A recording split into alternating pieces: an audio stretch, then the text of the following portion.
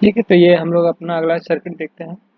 अब तक हम लोग सीरीज सर्किट देख चुके हैं, पैरेलल सर्किट देख चुके हैं। अब हम एक सीरीज पैरेलल का कॉम्बिनेशन देखते हैं। तो ये है 20 वोल्ट का सप्लाई, ये 8 ओम का एक रेजिस्टेंस है और ये 3 और 6 ओम का रेजिस्टेंस है। ठीक है, तो पहले इसको एनालाइज करते हैं कि आखिर ये कैसे, ये क्या क्या है, कौन सा एलिमेंट सीरीज में, कौन सा एलिमेंट पैरेलल है, कैसे इसमें हम लोग वोल्टेज डिवीजन रूल लगाएंगे, कैसे हम लोग इसमें करंट डिवीजन रूल लगाएंगे। तो वो सब पता करते हैं।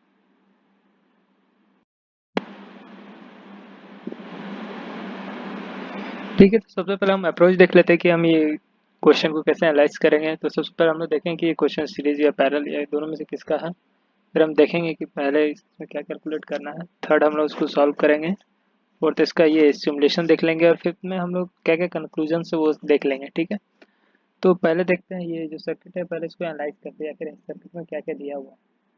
तो ये हमारा एक वोल्टेज सोर्स है, ये एक 8 ओम का रेजिस्टेंस है और ये 3 ओम और 6 ओम का रेजिस्टेंस है। तो इसमें कौन कौन चीज़ सीरीज में, कौन कौन सी पैरेलल है, पहले वो अंडरस्टैंड करना जरूरी है।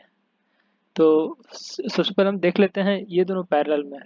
ये कैसे पता चला हमें, क्योंकि ये दोनों एलिमेंट का स्टार्टिंग पॉइंट और एंडिंग पॉइंट दोनों सेम है। 6 ओम का स्टार्टिंग पॉइंट यहाँ पे है, 3 ओम का स्टार्टिंग पॉइंट यहाँ पे है, इसका एंडिंग पॉइंट यहाँ पे है और इसका एंडिंग पॉइंट यहाँ पे। तो दोनों का स्टार्टिंग और एंडिंग पॉइंट सेम है, तो ये दोनों पैरेलल में है।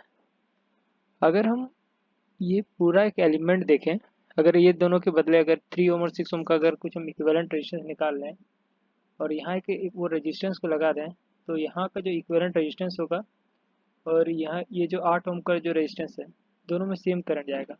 मतलब अगर हम देखें ये एक ये आई एम्पियर करंट आ रहा है, ये 8 एम्पियर से जाएगा और वो इन दोनों के इक्विवेलेंट में जाएगा वो सेम करंट।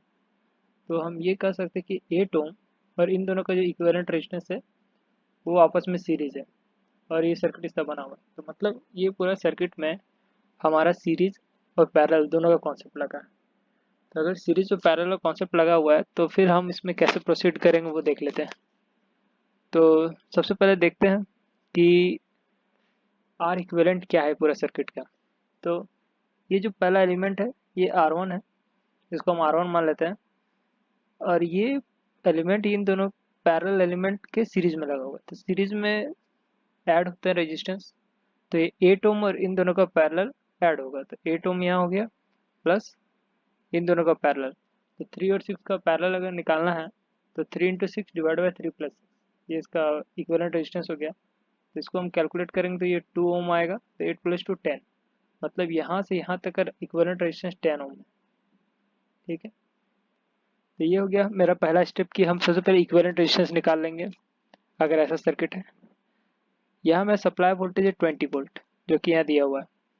तो अगर हमको ये V1 निकालना है तो V1 के लिए क्या करना पड़ेगा, वोल्टेज डिवीजन रूल। तो V1 कैसे होगा, V1 के लिए हमको निकालना पड़ेगा V जो सप्लाई वोल्टेज है 20 इंटू R1, ये है R1, और ये इक्विवेलेंट ये जो है टोटल ये R2 है। तो V into R1 divided by इन दोनों का इक्विवेलेंट। इन दोनों का इक्विवेलेंट क्या है, 3 और 6 का इक्विवेलेंट देखेंगे तो यहाँ पे 3 और 6 का इक्विवेलेंट मेरा 2 आया था। ठीक है, तो R1 प्लस R2 करेंगे तो ये 8 प्लस 2 मतलब 10, नीचे 10 आ गया, V 20 है और R1 8 है। इसको सॉल्व करेंगे तो मेरा आया 16 वोल्ट। इसका मतलब यहाँ 16 वोल्ट अपीयर होगा। अगर हम V2 निकालें, V2 मतलब इन दोनों पैरेलल एलिमेंट है, इसके अक्रॉस कितना वोल्टेज है, तो उसके लिए सिंपल या तो वोल्टेज डिवीजन रूल लगा सकते हैं या सीधा हम KVL लगा सकते हैं। KVL के बारे में से भी हम लोग बात नहीं किए हैं, पर KVL सिंपल ये है कि जितना सप्लाई वोल्टेज करेंगे उतना ही वोल्टेज बाकी सब एलिमेंट्स में अपीयर होगा। तो अगर हम देखें 20 वोल्ट हम सप्लाई किए, यहाँ पे हमारा वोल्टेज निकल चुका है 16 वोल्ट, तो रिमेनिंग वोल्टेज कितना बचा, 4 वोल्ट। तो ये 4 वोल्ट यहाँ अपीयर होगा, तो हम लोग डायरेक्ट केवीएल से निकाल सकते हैं V minus V1, 20 minus 16। Direct वैसे भी 4 वोल्ट निकाल सकते हैं, वोल्टेज डिवीजन रूल भी लगा सकते हैं। वोल्टेज डिवीजन रूल के लिए क्या करना पड़ेगा, टोटल वोल्टेज जितना 20 दिया हुआ है वो इंटू R2 मतलब ये दोनों का इक्विवेलेंट रेजिस्टेंस जो कि 2 ओम, तो 20 into 2 divided by total R1 plus R2 मतलब इन दोनों का रेजिस्टेंस का इक्विवेलेंट तो 10 है। तो 10, तो अगर इसको सॉल्व करें तो 4 वोल्ट, तो दोनों तरफ से सेम आ रहा है। तो बेटर यही रहता है कि कोई भी एक सीरीज एलिमेंट का वोल्टेज निकाल लें और बाकी एलिमेंट का वोल्टेज टोटल में से उस वोल्टेज घटा देंगे तो बाकी एलिमेंट का निकल जाएगा। हम बार बार ये वोल्टेज डिवीजन रूल लगाने का जरूरत नहीं पड़ेगा। तो इस तरह हम हर एक एलिमेंट के अक्रॉस वोल्टेज निकाल सकते हैं। अगर उसी तरह हमें करंट निकालना है तो करंट कैसे निकालेंगे? पहले आर इक्विवेलेंट हमें पता है कितना है, 10 ओम। अगर हम पूरे सर्किट में करंट देखें तो अब सर्किट में हमको यहाँ से यहाँ तक का आर इक्विवेलेंट पता है जो कि 10 ओम है। तो अगर हम आई निकालना चाहते हैं तो आई इक्वल टू क्या होगा? Total voltage divide by total resistance. तो टोटल रेजिस्टेंस टोटल वोल्टेज है 20 volt divide by total resistance हो गया 10 ओम, जो कि कैलकुलेट किए हम लोग। तो अगर दोनों को डिवाइड करेंगे तो 2 एम्पियर आ जाएगा। तो इसका मतलब पूरा सर्किट में 2 एम्पियर करंट फ्लो होगा। तो हम इससे बता सकते हैं कि 8 ओम में कितना करंट फ्लो हो रहा है? 2 ओम, 2 एम्पियर वो निकल गया। अब हमको ये I1 निकालना है और ये I2 निकालना है। तो I1 के लिए हम सिंपल क्या कर सकते हैं? करंट डिवीजन रूल लगाएं। तो करंट डिवीजन रूल लगाने के लिए क्या होगा? टोटल करंट I इंटू जिस रेजिस्टेंस का निकालना है उसके अपोजिट रेजिस्टेंस हमें लिखना पड़ता है। तो 2 into 6 divide by total resistance 3 plus 6। तो अगर हम इसको कैलकुलेट करें तो 1.33 आ जाए। तो इसमें 1.33 करंट फ्लो हो रहा है। टोटल करंट यहाँ हमारा आया 2 एम्पियर, उसमें से 1.33 एम्पियर इधर फ्लो हो रहा है। तो रिमेनिंग कितना यहाँ फ्लो होगा? सिंपल हम इसको हम केसीएल से निकाल सकते हैं। जितना किसी भी नोड में जितना इनकमिंग करंट होता है उतना ही आउटगोइंग करंट होता है।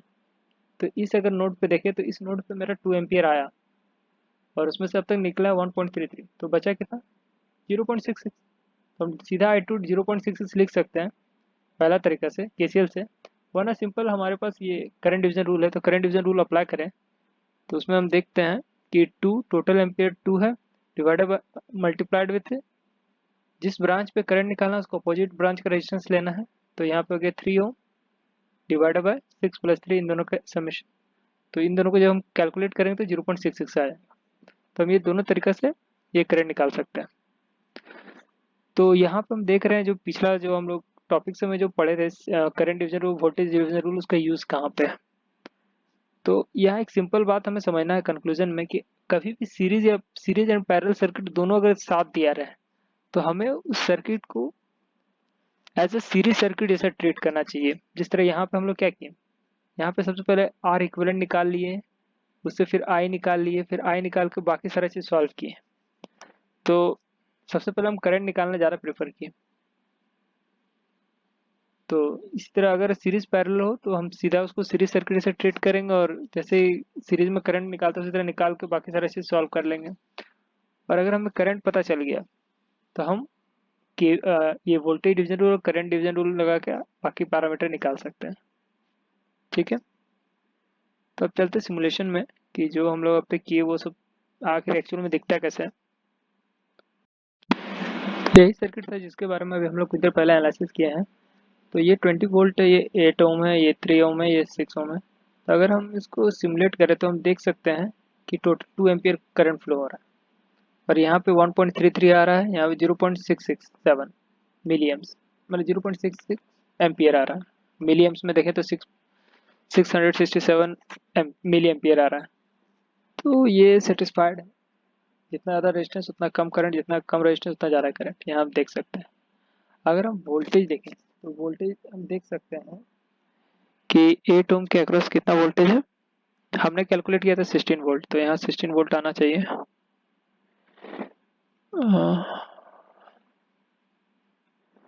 हाँ, ये 16 वोल्ट है। अगर यहाँ 16 वोल्ट है तो यहाँ रिमेनिंग 4 वोल्ट इसके अक्रॉस दिखेगा। तो हमने जो अब तक एनालिसिस किया वो सब सिमुलेशन में सेम दिख रहा है। ठीक है, तो इसको एंड करते हैं। अब नेक्स्ट वीडियो में मिलते हैं हम लोग।